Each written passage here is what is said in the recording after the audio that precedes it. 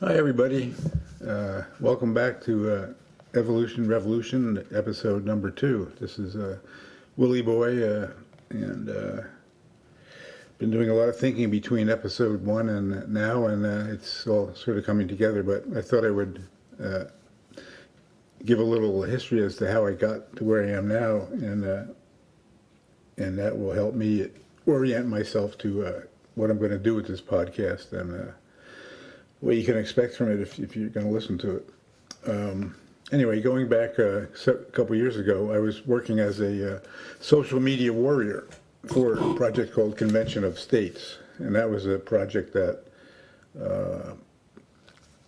took advantage of Article 5 of the Constitution, in particular Section 2 of the Constitution, to rein in the federal government, which is obviously out of control. And with Article 5, Part 1, it empowers the Senate to get together senators, 38% of them, 38 senators from 38 states, to get together and draft changes to the Constitution based on problems that arose that the Founding Fathers couldn't anticipate. Well, Section 2 says that, what if the government itself is corrupt? Then what's the remedy for we the people? And well, the remedy is a convention of the states.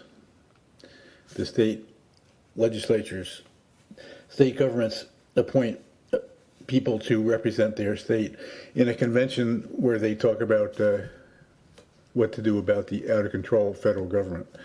And I did that as a social media warrior for about a year, and happy to say the project is still ongoing, albeit much slower than I had anticipated.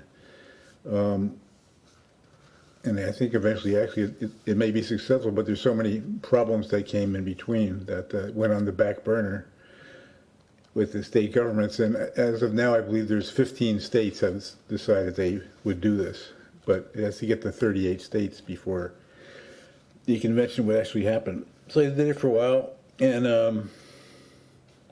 in the process of doing that, I realized that there was something going on with the government, in that it looked like somebody was trying to do a soft coup from the inside, and the couple of people that I followed, reporters, podcasters, mentioned it, but nobody else did. And of course, nothing was in the news, but it just struck me as being strange, and I thought, well,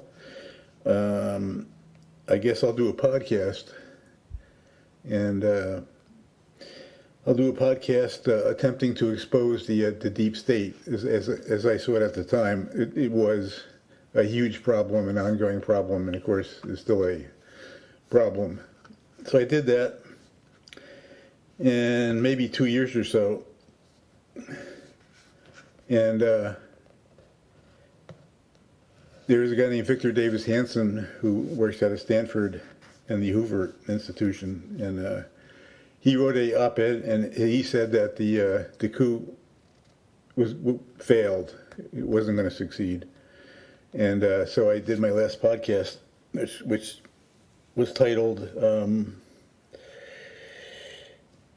Autopsy for a Dead Coup. So at that point in time, I was pretty confident that there wasn't going to be a coup, and of course, I had little effect on it, but I felt like I did what I could. And that most likely, since everybody was committed to this Russia conspiracy on the Democratic side, it was going to be just endless talk about impeachment for the next year or so, and like, how boring. So so I lost interest in podcasting about this deep state. And about that time, I discovered through friends that Marianne Williamson was going to run for president. And wow, it took me a short amount of time to investigate Marianne and discover that she was my candidate, and I was going to help her get elected. And how was I going to do that? Well, as a social media warrior, because that's what I knew how to do. So I signed up with the Marianne Williamson campaign as a social media warrior. And that's where I came up with the idea of something called collective evolution. Actually, it wasn't my idea. I discovered somebody else's idea that made total sense to me, and that other person was a Canadian who has a website in Canada, and his name is Joe Martino, and he's been working on this collective evolution thing for 10 years now. And so I was going to use the concept of collective evolution to prepare future voters to think independently, and then once they did that, they could only vote for Marianne Williamson, because when they learned to think for themselves, there was no other reasonable choice in my mind, anyway. And did I think that Marianne Williamson could win? No, I didn't. But I did believe that it would start a movement. Actually, it's several movements now that couldn't be stopped. And so that's how I got onto working for Marianne Williamson. And well, lo and behold, she didn't win for many reasons, largely because she ran out of money. One amazing thing about Joe Martino was that after 10 years of his website and his podcasting, he was reporting on deep state stuff that was within weeks behind what I was doing. So it was like he was finding out the same things from the perspective of a Canadian not being part of the government, not voting in American elections, whatever. So like suddenly this guy and I are in sync after 10 years, remarkably.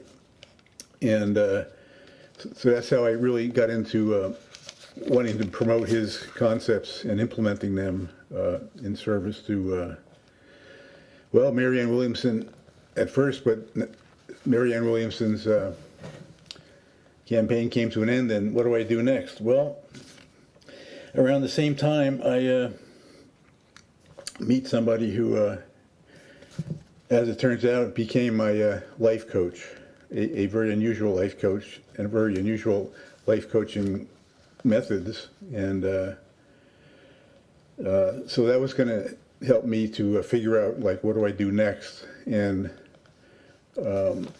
this person does transformational psycho-spiritual coaching, and she specializes in life recovery and self-discovery. And so I, through working with her, got much clearer on who I was, and when it came time to figure out what I was going to do, it was like instantaneous. Going to become a life coach, because I saw how powerful her methods were, personally experienced how powerful her methods were, and it also, fit into a lifelong interest in mine of doing psychotherapy or counseling that I gave up because I wanted to make steady money in the computer business. And so that ended up being my career. So here I am with a new career, psycho-spiritual transformational coaching, and I'm in the process of finishing school to become certified to do that. So I'll be doing that in the near future, and I'll be using this podcast to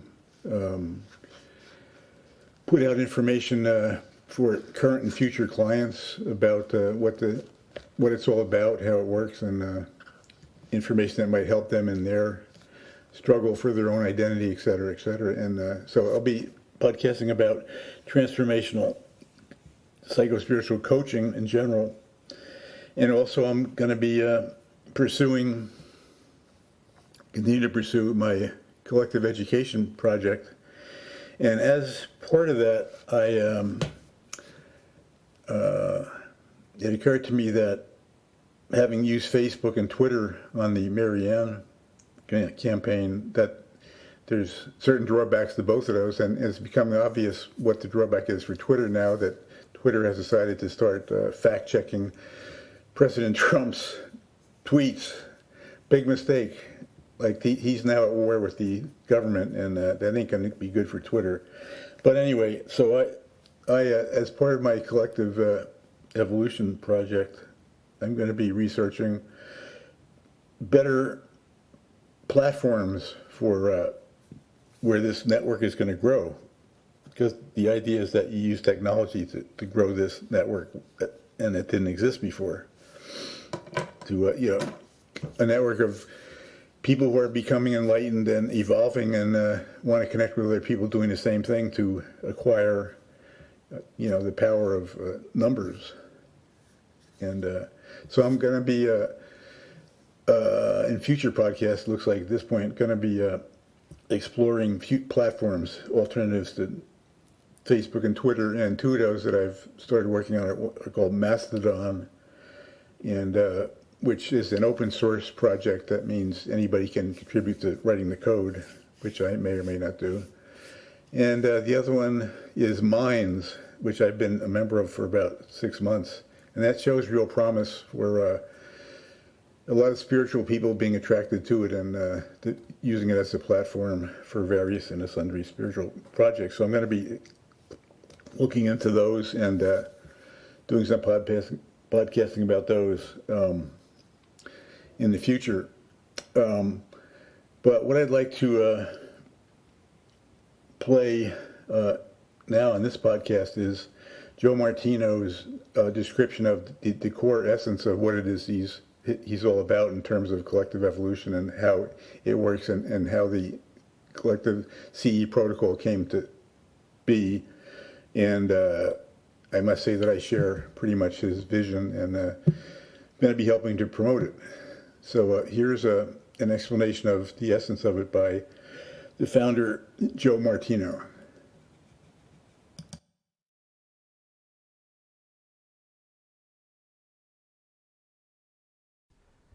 Welcome to another episode of the Collective Evolution Show. Thanks again so much for tuning in and listening to this podcast.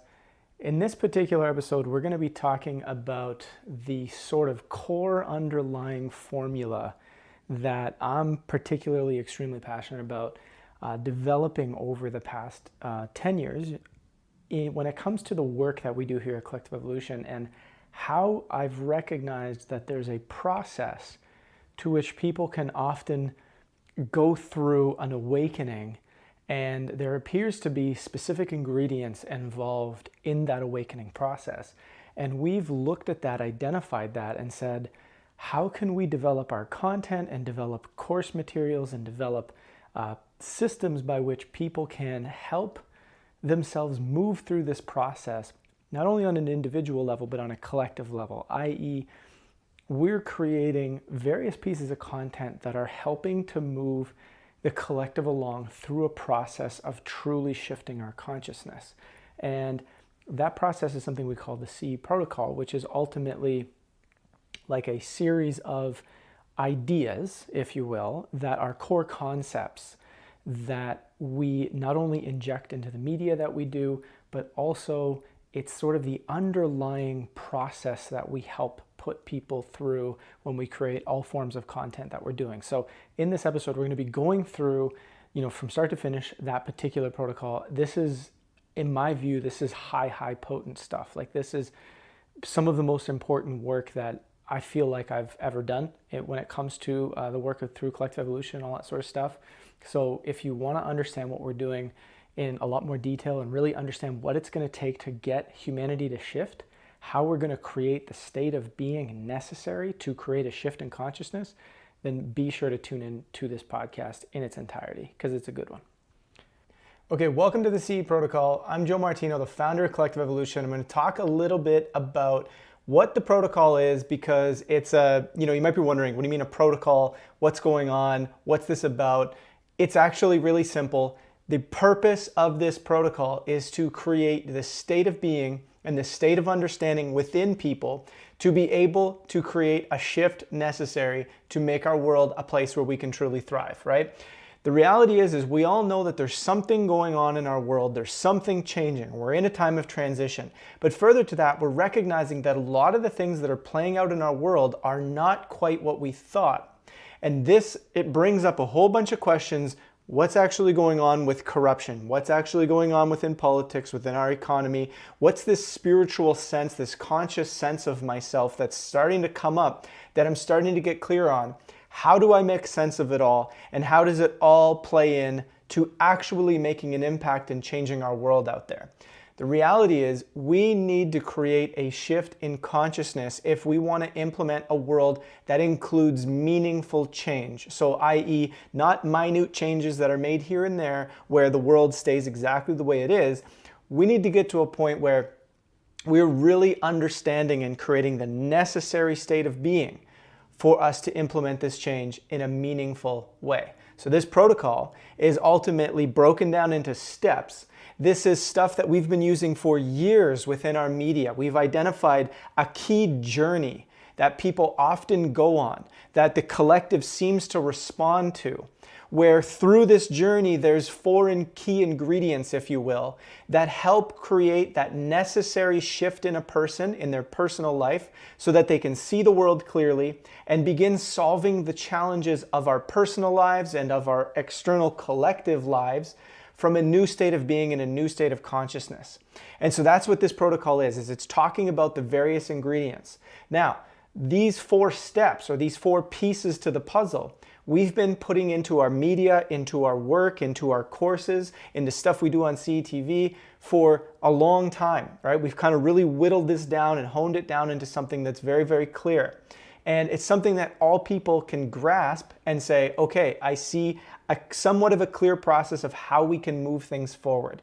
And it's less about following everything, oh, there's this thing you have to follow exact, and it's more about understanding the key concepts behind it. So that's the context of what this is about. So let's get into breaking the illusion, which is the first part of this entire thing. So the reality of the situation is many of us, as we look out at our world, we see something that is there and we believe in it. We think that what government says or what education has taught us or what is the pop culture or what is mainstream ideas around things, we often believe that. And we shape our entire reality based on the beliefs of those particular things. But the question that many of us are starting to ask as the evidence continues to mount is that what we're told about our world, about how it functions, about what's really going on and so forth, whether it's through the media, education, whatever, is not actually what's happening. Or sometimes it's a very limited perspective of what's happening, a reductionist model, a reductionist view of what's happening that doesn't actually include the entire system.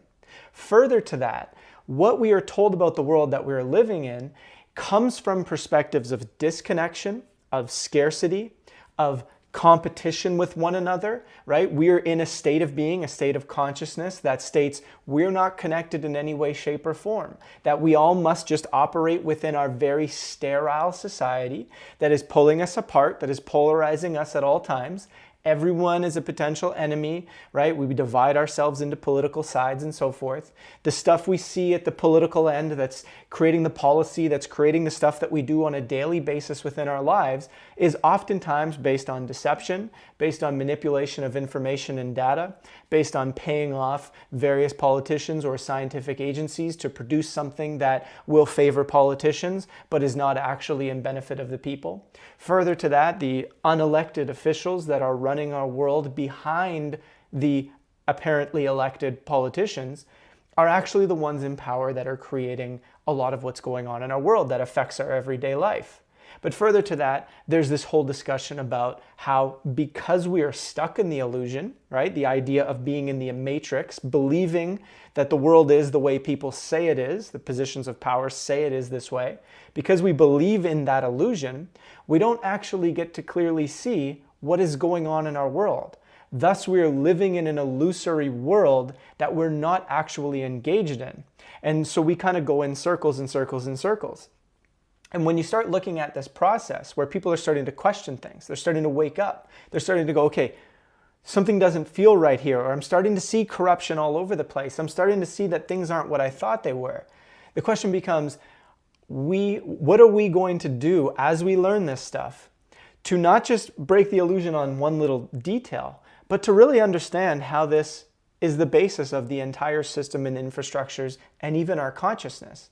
That is ruling the way our world functions on a regular basis. So ultimately, what part of breaking the illusion is it's moving out of this sort of robotic state that many of us are operating in, and it's programming. There's so much to this process, and we talk about this a lot through CE and a lot of the different stuff that we do, but it moves us out of this robotic state where we're just kind of functioning in our lives with our head down, believing everything around us. Our scope of reality is this narrow little view of what's happening and what's going on. And most of the time it is based on manipulation and deception. And this isn't a negative thing. This is about just recognizing what's actually going on. And so we're taking this narrow view and we're expanding it. And suddenly we're seeing more clearly. We're blowing the doors off of the illusion and seeing, okay, that's how our world really functions. Politicians are not working in the best interests of the people. There are a shadow government behind politicians that are creating what's going on. And I believed that the politicians were doing what they were supposed to be doing for the good of the people, but we see that they're not, right? This is part of breaking the illusion. And one of the key details about breaking the illusion, this part of the process, this part of waking up to the truth of what's happening in our world, or at least to the truth of what is not happening in our world, meaning it's not running how we thought it was running, right? We may not know the full truth, but we can start to see what is certainly not true, right? And part of this process, and part of the main reasons why breaking the illusion is such an important step, is because of the existence of a shadow government. If there was not some form of shadow government, or what people might call a shadow elite, or secret societies that have been impacting, right? People will look at the CFR, the Council on Foreign Relations, the Bilderberg Group, right? All these various things that for long, long periods of time have been considered conspiracy theories, right? But when you actually look at the evidence that's there, and over the last few years, it has become increasingly clear that the existence of these shadow governments or deep states is completely and utterly evident, not only in Western culture, but all around the world. There are unelected, shadowy figures, if you will, that are determining how things function in a society. And because of that, there is this degree of manipulation, propaganda, media lies, shaping a public perception, a public opinion about what's going on. Thus, the extended need for this process of breaking the illusion, beginning to come out of what I call sort of the spell that has been cast on us that is not allowing us to see things clearly. And when we break that spell or break that illusion, we can start seeing our world a lot more clearly. And so that is why this is one of the first steps, which is really just allowing ourselves for a second to say, okay, hold on. Let me start questioning my reality and seeing what is actually true, where my beliefs came from, and what's actually going on. And that will start to deprogram some of this illusion that has been pushed into us for so many years. So that's step one.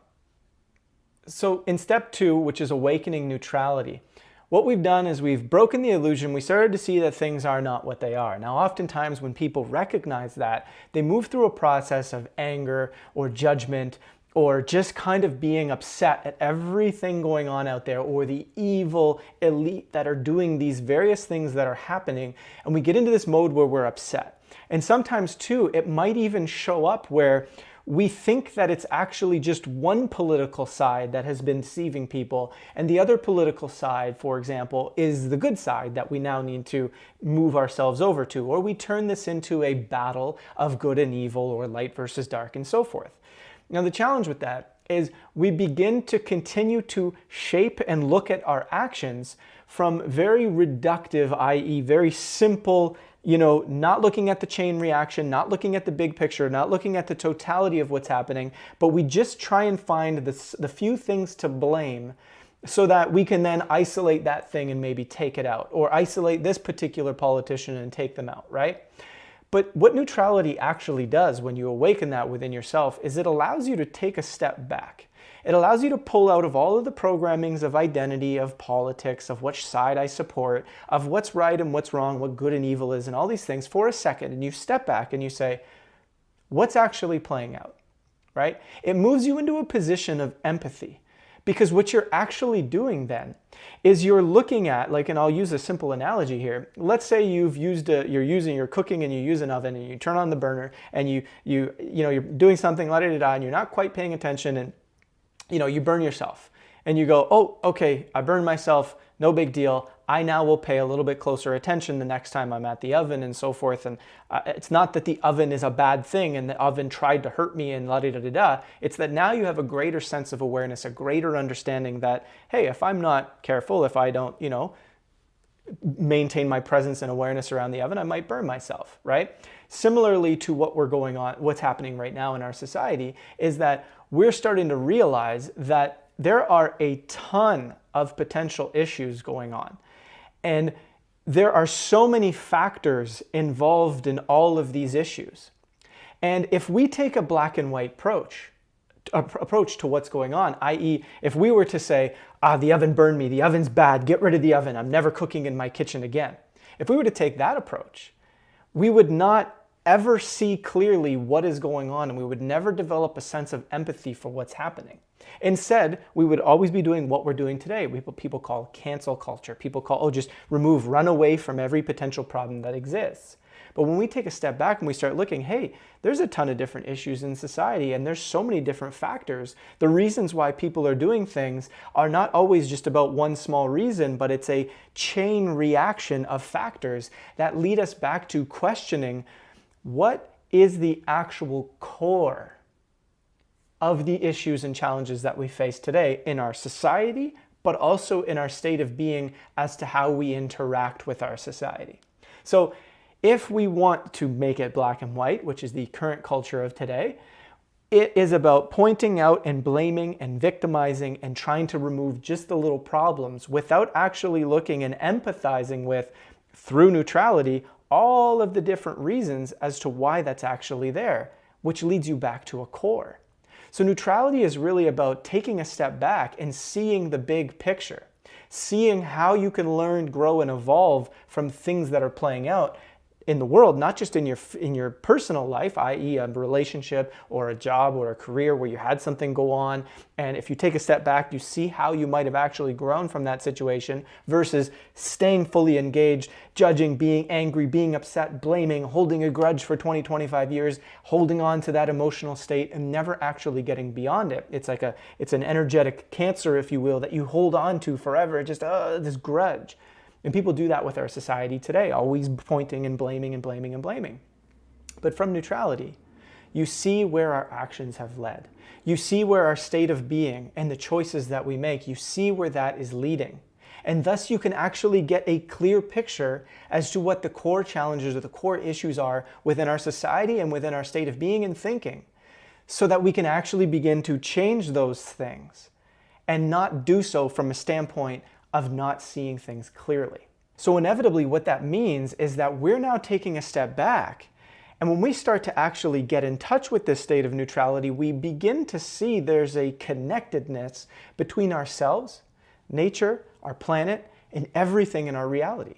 And quantum physics and the study of that has been making an incredibly good case to present the evidence that our reality is indeed all interconnected and that there really is no separation. When we think back to the illusion for a moment, which is the previous step, it suggests that we're currently living in a state of being where we're all completely disconnected. Well, that's just the illusion, because when you awaken neutrality and you begin to realize, hey, we are all connected. And when I take a step back and I stop polarizing everything, whoa, I'm connected to everything. You start opening up to this oneness consciousness that's within everything.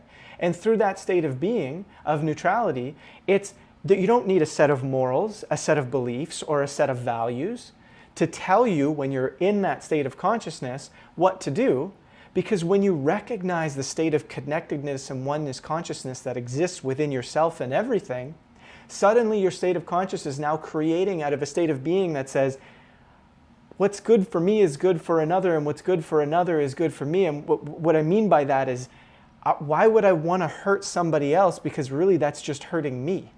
Right? It becomes an automatic. It's not a rule you live by. It's a state of being that suddenly changes the way your actions begin to function.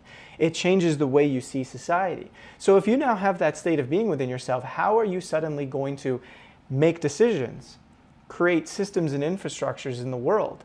Right? You start to see how these things change. The core beliefs, the core understandings are no longer based on this illusion, but are based on a different state of being, a different state of connectedness, one that is neutral to all of the various programmings that have been telling us how we need to function within our society, how we need to identify, right? Neutrality is simply about taking a step back through non-judgment and seeing where our actions and our states of being are producing physical manifestations of results in our world. That's really all it's about. And the last kicker to that is that it also allows us to see how we have learned from the actions that we have taken over the course of time, such that we don't see them as so bad, and so we have to hold a grudge against them and we have to be angry towards them. But we can see how, okay, that played out such that we can recognize what's going on, we can wake up, and we can move forward. Because if we hold on to the anger of the previous systems, of the previous administration, of the previous this, or whatever it might be, again, we're still taking that energy, that anger, that energetic cancer, if you will, with us. And we don't want to do that if we want to be in this position of truly thriving, which is what this is about at the end of the day.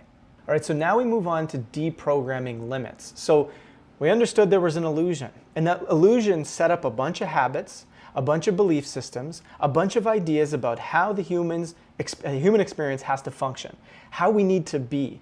It usually programs our own ideas of ourselves, how we need to interact within our relationships, how we need to interact with our world. But again, where did a lot of this stuff come from? Whether it's a trauma-based thing that we've happened along the way as a result of various factors within our world and within our lives, or whether it's something we learned in education or learned from our family structure or our friend or mainstream pop culture, most of this stuff is setting up a limitation. It's setting up an idea of who we are and what we need to be and what needs to happen and how the world should look. Going back to this narrow view, right, like we talked about before. Deprogramming the limits begins to go to the inner work, right? This is where we take a step and we really focus on the inner work, where we say, I'm not just going to logically understand how one thing led to another, but I'm actually going to face the energy, the stories, the stuff that's within myself, right? Which is going to help the collective at the end of the day. But I'm going to face this stuff and really start looking at what limitations, what belief systems, what rules, if you will, have I created in my own life that are based on the illusion, right? If we break the illusion, it's not just simply about, okay, we see that the world is the way it is. We now have to start deprogramming all of the limitations that were set up by that illusion. So if we truly want to free ourselves from that illusory world that we've been convinced to believe. So for example, when you look at oftentimes like the reason for this protocol and a lot of the inspiration behind where it came from was through years of looking at the spiritual community and sort of the truth-seeking community, people that are asking questions that are not really so much on the spiritual side, but that are really just trying to pick apart what's going on in society, and then the spiritual community who's really just all about inner work and meditation and love and light and all these different things, and looking at them both and going, they're separating something that is inherently connected. And so a lot of times what starts to happen is you have, say, the spiritual people who are looking at things, right? Or the people that are more so just inclined with the inner work and think all this other stuff might be negative or might be not worth looking at. They're focused solely on just personal betterment, I'm seeking success, or I just want to meditate, or I just want stuff to go away, or la-di-da-di-da. And what that starts to create is an inability to know how to connect seeking higher states of consciousness with the physical world. And in a lot of cases, and I've witnessed this over and over and over again over the years, is even with a lot of high-profile gurus and teachers out there, they'll view the world of today, the illusion, right, as something that you fully still have to engage in and do all this stuff and blah, blah, blah, and get, they believe politics is the way to go, and you got to get out there and you got to vote and you got to get behind the right politician, not the wrong one, and la-di-da-da-da. But it's so what you start to see is there's a deficiency, if you will, in without connecting the two and seeing clearly what's actually going on, there's not a true awakening in either side. So for example, on the conspiracy side, if you will, or on the truth-seeking side, a lot of times people will see what's going on in our world, right? And then they'll get angry at it. And then it'll be, we need to remove those people, and we need to do this, and we need to create this change, and we need to, get rid of the elite, get rid of that, and we need to kill them and hang them and put them to justice and get our revenge. Well, that's still the old state of being, programmed by the illusion. It's the disconnected state of being that we've been programmed to believe is who we are, and it's not who we are. Because when you wake up to who we truly are and you wake up to the oneness consciousness that connects everything, and you wake up to the true ability that we have to thrive, neither of these things on their own makes any sense. They need to be brought together, and we need to process through the inner work the limitations, the emotions, the anger, the resentment, the traumas, all of this sort of stuff that sets up a belief system as to how we need to act and how we need to solve stuff. i.e., in most cases, we're still trying to solve and make changes in our personal lives and in our actual world through a state of disconnection, through a state of belief systems about what is right and wrong all the time, trying to fight over what's moral and ethical and what values we should follow. But again, where did all of those ideas about our reality come from? The illusion. In most cases, all of it came from the illusion.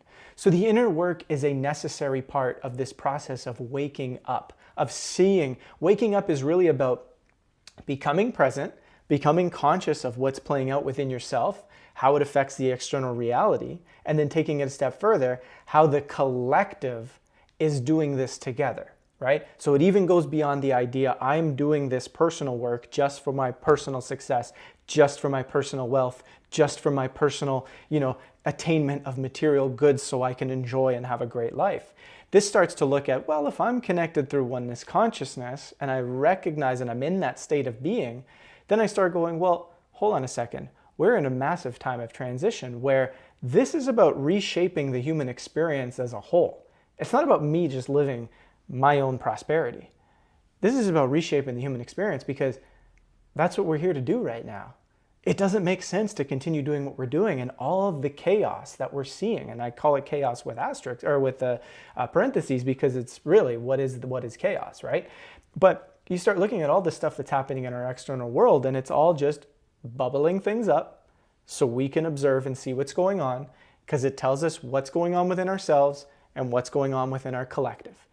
And that's really what this is about. So deprogramming the limits is where we start to get into the inner work and start looking at how the illusions and all the belief systems and all the stuff that it set up, all the various traumas, all the stories, all the energy, all the things that we have within ourselves about how the world must function, about who we are, about how we must function and all that sort of stuff.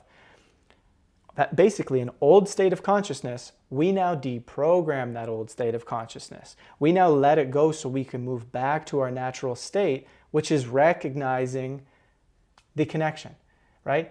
It's not as though we're removing something and replacing it with a new idea. All we're doing is removing the stories, the illusion. We're removing all of the stuff that took us away from our natural state to begin with. i.e., this isn't an additive process of adding new stories, new belief systems, new values. It's a subtractive process of pulling away all the stuff we've been programmed to believe within the illusion such that we can get back to our natural state and, in essence, evolve our consciousness, right? So that's what this is about when we talk about deprogramming limits. So in one of the final steps here, we start talking about living aligned. So what this really means is through the deprogramming the limits and awakening neutrality, we began to awaken to a different state of consciousness. We became more present. We begin to start seeing and connecting with our reality in more of a neutral way. It's less polarized, it's less judgmental, it's less seeing the right and wrong all the time. It's going back to our natural state of seeing, oh, that's how that creates that, and that's how that leads to that, and so forth, right? And we're deprogramming the limits of saying, this is how it has to be, this is how it has to function, and so forth, right? And now we're living aligned with that state of consciousness that we've just begun developing and that we're really locking in within ourselves.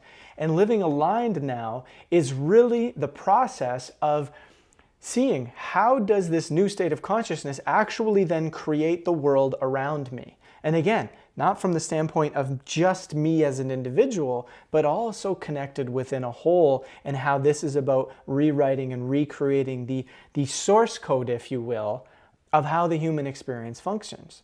So living aligned is where we now begin to go, oh, hey, we have a problem over there, we have a challenge over there where we're harming our environment. Well, how do we solve this?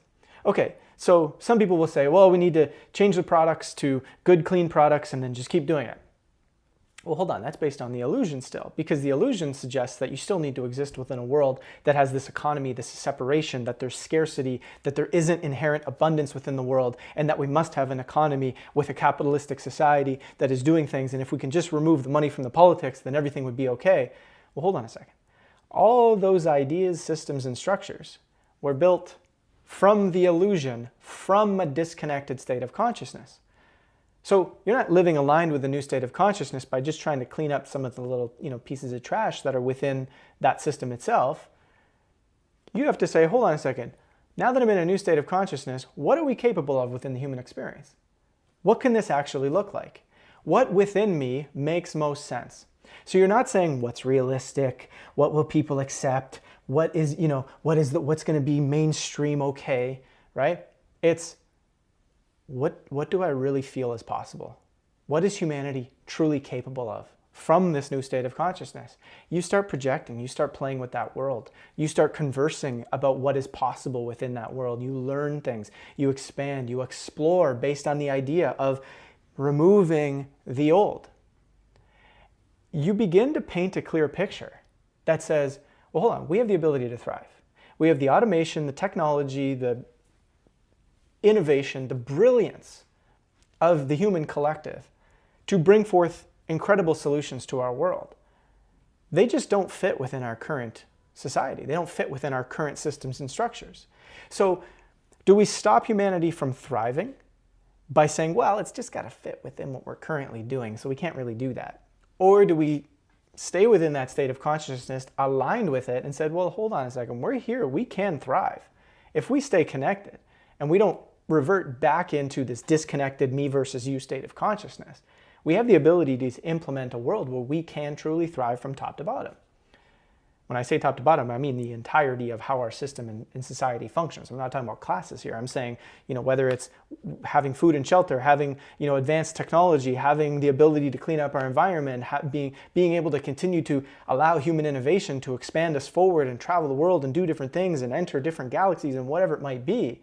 We have the ability to do that. What limits us?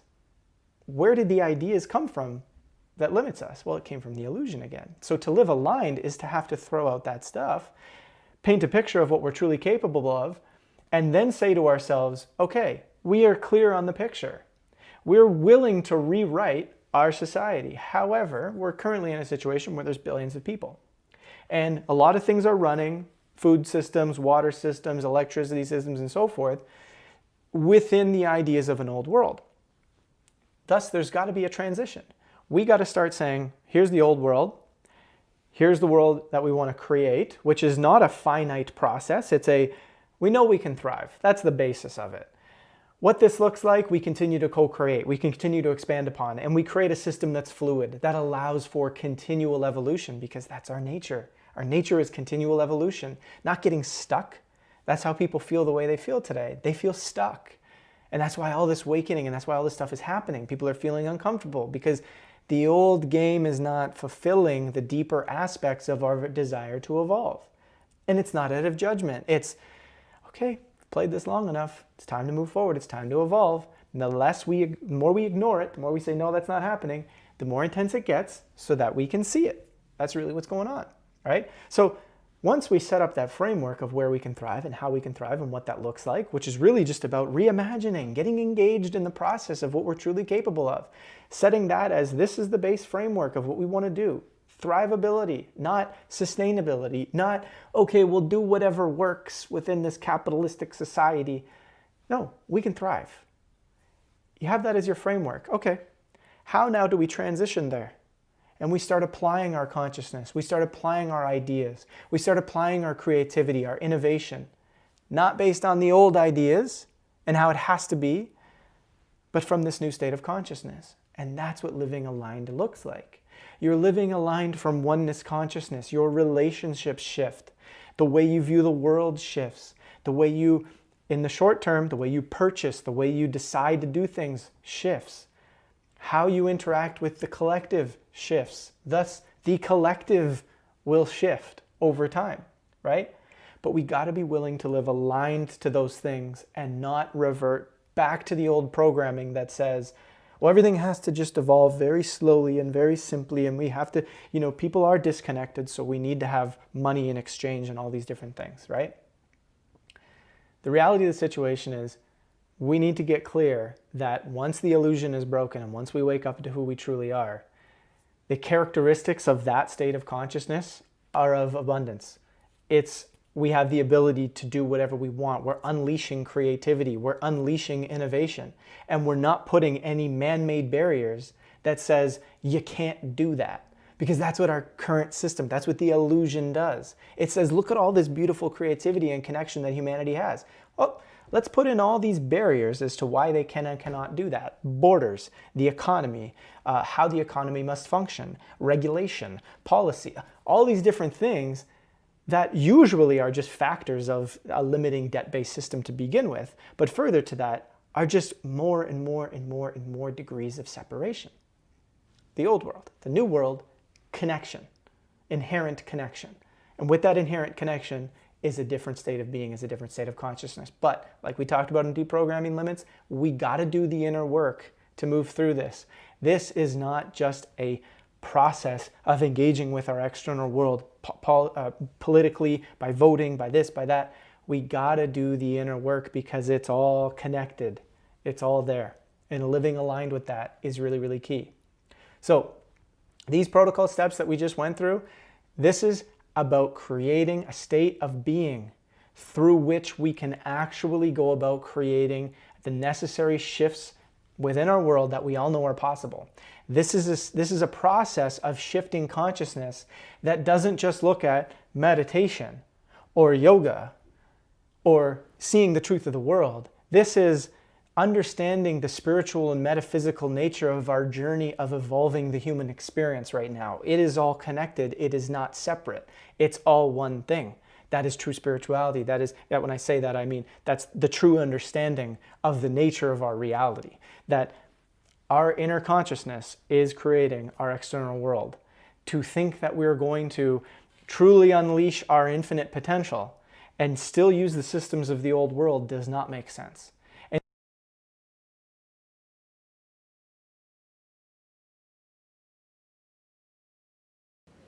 So that's the rudimentary fundamentals behind collective evolution theory. Simple stuff, eh? Yeah, right. Well, it's implementation of it, there's the rub. So that should keep me busy, and I like being busy. So anyway, that's the basics. And next week I'm going to at least look into and review an alternative platform called Minds, which I've been using for a while, and other stuff that comes up during the week. But to finish off this podcast, I'll leave you with part 2 of Joe's CE protocol. Bye-bye.